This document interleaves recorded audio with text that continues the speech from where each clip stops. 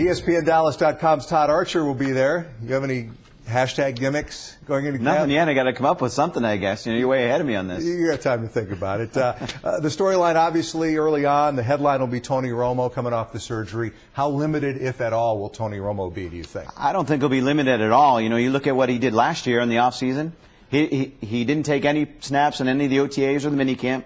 This year, he took at least some, none of the team drills. So I think when they get out to Oxnard, he'll be a guy that's out there doing everything just like he did last year. And the hope is he has 31 touchdowns and 10 picks, but this time he plays 16 games. Yeah, it's interesting. You talk about the kind of year he had, and it's almost gotten lost in the fact that he had a good statistical year. That, of course, the knock on Romo, stats good, winning percentage not so good, especially in big games. 34 years old now. I thought it was interesting the way that he was defiant when asked about whether he'd be able to come back and play an entire season. He will never admit this, but now comes the time where you do start to realize how short your career is from here on out. You don't have a whole lot of time to get the things done that you want to get done. Absolutely. You know, we know he loves golf, right? So this is the back nine of his career. Now is he on the 12th hole, the 13th hole, 15? We're about to find out. But you have 2 back surgeries in a year. That has to be a concern. I know the Cowboys are spinning this positively. Romo spun this positively as well, that he can still do the same things. But you know what? For them to get out of this 8-8 malaise, they need Romo to be Romo because that defense is going to be struggling. We'll talk about that in a little bit, I know. But, you know, I think he'll be back and be fine. I don't know if you can count on Romo to be the wizard that he's been and really create so much as he's done. But I still think he'll be an effective quarterback. Real quick, with Orton released, Whedon the backup now, same guy essentially, or what's the story of that? It's interesting. This is the first time they've went with such an inexperienced quarterback since Romo and Drew Henson back in 2005. So they've had Brad Johnson, John Kitna, Kyle Orton. Now they're going Brandon Whedon has started some. I think they're okay here. Look, Kyle Orton did a good job. He still lost the one game he played. I think we need to cut back on how much love we've given him about what a great backup he was. Okay, the new play caller, Scott Linehan, the first-round pick, of course, Martin, the guard. So the offensive line now the strongest unit on the football team. Which camp are you in? Run the ball to protect the defense or throw it even more to compensate for the defense? Can I put my feet in both camps? Of course. Okay, let's just straddle the line. But no, I'm in the throw it around and score a bunch of points, and then I want to be able to run the ball in the fourth quarter. You know, Scott Linehan comes here. He wasn't a guy who ran it a whole heck of a lot in Detroit. Reggie Bush had over 1,000 yards last year, but before that, he actually ran it less than the Cowboys ran it, which is saying something. But I do think he looks at this offensive line, he looks at DeMarco Murray, he looks at the full offenses he has, and I think you'll see a guy who, in the fourth quarter, if they have leads, they're not going to be throwing it around like they did Green Bay or a few years ago against Detroit, and they were winning 34-3. The defense, of course, just awful last year. Even Jerry joked, saying it'll be better just because it can't get any worse.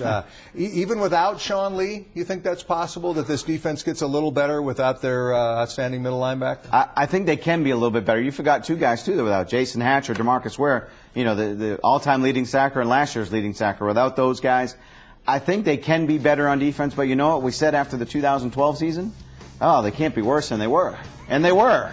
So I think Rod Marinelli will come in and do some things. But, you know, Kyle Wilber was on that list. The shot there was we started. How many people are saying, who's Kyle Wilber? And he's going to be a full-time starter for this team. There's a lot of holes, defensive line, linebacker, and secondary. Yeah, who's the middle linebacker going to be? I think it's Justin Durant. You know, is he the perfect guy? No, but they signed Rolando McClain. But I think Justin Durant will be the guy that comes in and he'll win the job. And they hope he's okay. And that's really what you're hoping for when you lose Sean Lee. Someone's just okay. Supposedly the secondary was going to be the saving grace for this defense. That's how Jerry envisioned it anyway. But Carr and Claiborne have really underachieved. Any signs that's going to change? I guess I'm going to be the positive person on this one. And I think you'll see Mo Claiborne have his best season. Doesn't mean he starts. I think he has to beat Orlando Scandrick here in training camp to win the job. I think Brandon Carr will rebound some. I think they'll rebound because of how Rod Marinelli will use these guys. He'll be more man-to-man. He'll use their strengths, where last year they were asked to do some things that they really didn't do so well and really didn't play well when they played man as well. So I do think they rebound some, but I don't know. A corner's best friend is when a defensive line gets pass rush. I don't know where that comes from. If we brought a blackboard out here right now, could you draw a flow chart for the defensive coaching staff right now and exactly how that works? I'm not because Marinelli's now the defensive coordinator. Kiffin was promoted, and he's going to be at every practice, we're told. So are we. But he's not calling the defense. I don't know what an assistant head coach defense is. I've never seen that title anywhere. He was at practice. He did a lot of things. But this is Rod Marinelli's show, and I'm sure Monty will have some advice and throw in some tidbits. But if Rod Marinelli doesn't want to do it, they're not going to do it. Okay, let's talk about Jason Garrett. I figured he'd be gone after last year if he didn't make the playoffs. Surely this year that's the case, right? Well, it's the last year of his deal, so he has to win. And, you know, I'll have something coming out on ESPN's NFL Nation blog on Monday about, you know, this might be Jason Garrett's best chance to have a team that surprises people because the expectations are so low. They went 8-8. They should have made the playoffs. Probably he cost the team a couple of games. But you look at this team, no one's expecting anything. If they come in and actually win and make the playoffs, he's in the last year of his deal. All of a sudden, he's got leverage, and maybe some other teams come after him, and Jerry's got to pony up some more cash to keep him. So it could be. I know that's the optimistic view. I got you. Yeah. But it could be a good scenario for Jason Garrett. You know, I've tended to defend Garrett, I guess, just because I think, you know, he's such a bright guy and so well organized. I just don't see how he can fail to succeed ultimately as a head coach. And I've said many times, I think if it's not here, it's going to be somewhere else if he gets another chance. But I'm hard-pressed to think of a specific area where I've really seen him improve as a head coach. Can you come up with one? You know, we can't say game management because that's not been something that's really gone very well for this team in terms of their play clock and how they do that. But I do think that he's got this organization back on the right track. And Troy Aikman said it on the radio earlier this summer, where the next guy that comes in is going to benefit from what Jason Garrett, the foundation that he laid. And there are some good pieces. Tyron Smith, Dez Bryant, Sean Lee when he's healthy. You still have an effective quarterback in Romo, Jason Witten. You know, there are some pieces in place. And I think Garrett has done a good job of organizing the organization after 4 years of Wade Phillips, where it was kind of hit and miss on what their philosophy was. They kind of did whatever they wanted to do, and some of it just didn't make sense. Yeah, just ultimately has not produced results yet, and if it doesn't happen this year, obviously Jason Garrett will be gone. All right, big picture now as we close it up. NFC East, obviously not a powerhouse division. So with that said, if you absolutely had to predict whether this Cowboy team will be a playoff team or not, how do you see it? I can't say yes. It's 3 straight 8-8. So we mentioned all the questions on defense, questions on the coaching staff. I do believe the offense will be really good. They were 5th in points last year. I think they can be that again. I think they'll be better in terms of yards. Tough schedule. They have to get off to a good start. If they don't, 6 of their first 9 are at home, 3 of their first 5 against some pretty bad teams last year. If they get off to a good start, they can be in the race again.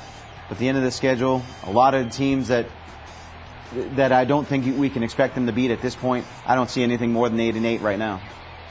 Yeah, you know, and of course I'm not going to give my official prediction right now. Why not? I just did. As everyone knows, I have to wait a little bit later in camp to do that. This is the guy who predicted 11-5 last year. I think, I don't know, as I sit here right now, I think this team's going to be lucky to be a 500 team. I just think this offense just has to be unbelievable to compensate for what they have defensively. But, you know, the more you talk about it with this division, again, right, it's not a world-beating division. And that's the thing. Yeah, the Giants are going to lose their starting guard. Chris Snead's about to retire, reportedly.